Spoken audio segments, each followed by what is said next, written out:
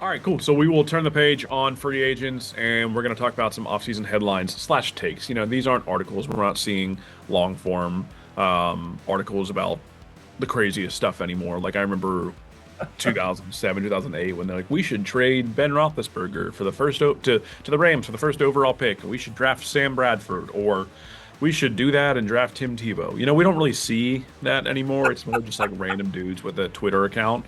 Um, so Brad, I'll let you kick this one off. I have a couple, but there's one that you've seen that you just keep laughing Yeah, at, The, right? the the CJ Stroud thing that we Yeah. were going to make a move to trade for Stroud. I mean, he's a good quarterback, but I'm not. I mean, that's insane. I mean, who dreams this stuff up? I didn't even read the article. I just saw it. And I'm like, oh my, wow.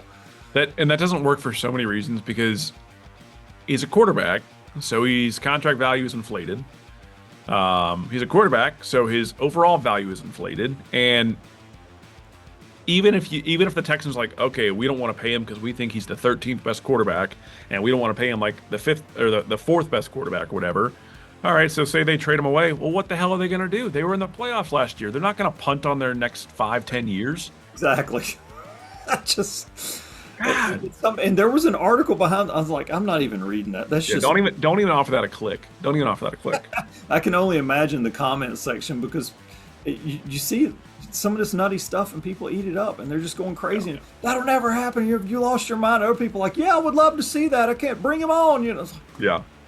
If you really want your drama, just go to the random Steelers pages on Facebook oh yeah. and the comments in there. And that's where I've seen a lot of these. And I'm gonna run through like 4 or 5 of these real quick because it's just like you see them and you're like, the internet was a mistake. Yeah, hold on. Let me get my seatbelt. Yeah. I'm like, what? So the first one I saw was after Mike Tomlin resigned, right? People are like, we should bring him back as defensive coordinator. I was like, do you? Like, what? First of all, ignore everything and look at the financials. You're going to tell a man who's probably making $20 million, now we're going to pay you 4. Like, okay. That's just stupid. That's just stupid.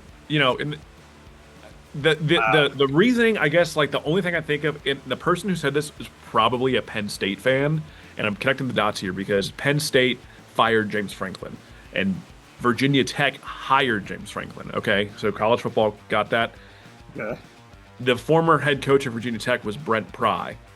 So Virginia Tech fired Brent Pry and hired James Franklin, right? Okay. Brent Pry was the former DC for James Franklin at Penn State.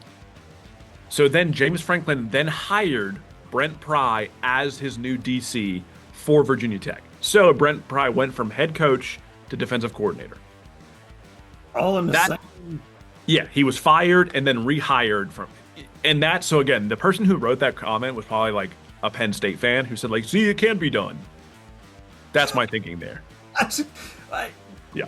I'm beside myself with that even happening. It's like, dude, you just got fired from, and Yeah. you turn around Well, and it's his alma mater.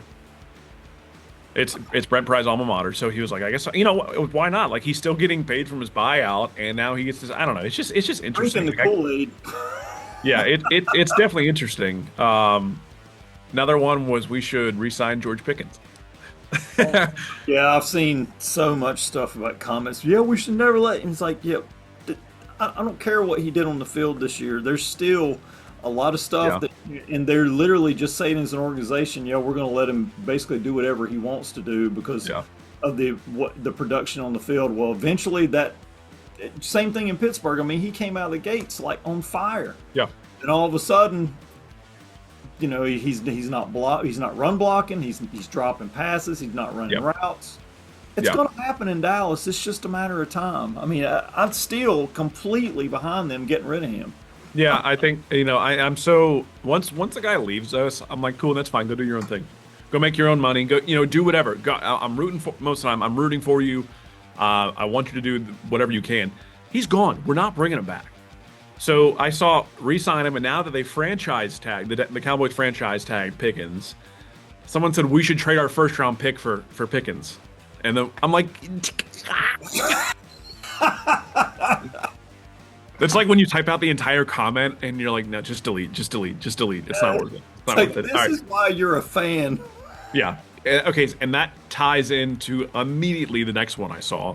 And again, God, I love a good Yinzer. I love a Yinzer. We should re-sign Kenny Pickett and give him a chance with a new coaching staff. I'm like, yes, the man that's been on 5 teams Yeah, I mean, it's been a lot. in 4 years. Yes, that man is the answer to our problems. Absolutely, absolutely. Similar, bring back Najee. We let Najee go because we said, okay, you're fine, and you're nothing more than that. Great locker room guy, great person overall, but you're not going to sign I think 26-year-old, I could be wrong, 26-year-old running back who was already slow, who is now recovering from a torn Achilles and like a fractured orbital whatever. No. You know, what? What do we? Yeah. Wow. I saw obviously, sign Malik Willis to a big deal. That's just stupid. And I would say the biggest one. Well, I don't know if it's the biggest one, but the one that I saw that really made me roll my eyes because this is from an ESPN senior writer, I think it was a former NFL GM too, said the Steelers should trade Nick Herbig to the Philadelphia Eagles for Tanner McKee. Yeah, I saw that, and I was like, So the Steelers should trade their very high potential young edge rusher for a backup quarterback. No Just way. keep in mind when we hear people talk on TV, this is what they're thinking. Like they are no more qualified than you or me to be to be on TV. Exactly. I read that, and I was like, "You've got to be kidding me!" An actual sports writer is putting that out there. Yeah. I was like, you should lose all credibility that you've ever had. I understand, like, oh, you have a quarterback position issue. Oh, you have too many edge rushers. That's fine. Like, yeah, trade Nick Herbig for, obviously not going to happen, but like a package including Caleb Williams or, something like that where I could see that happening. But Caleb Williams isn't getting traded, obviously. And Tanner McKee was a former 5th-round pick. Like, he hasn't proven anything.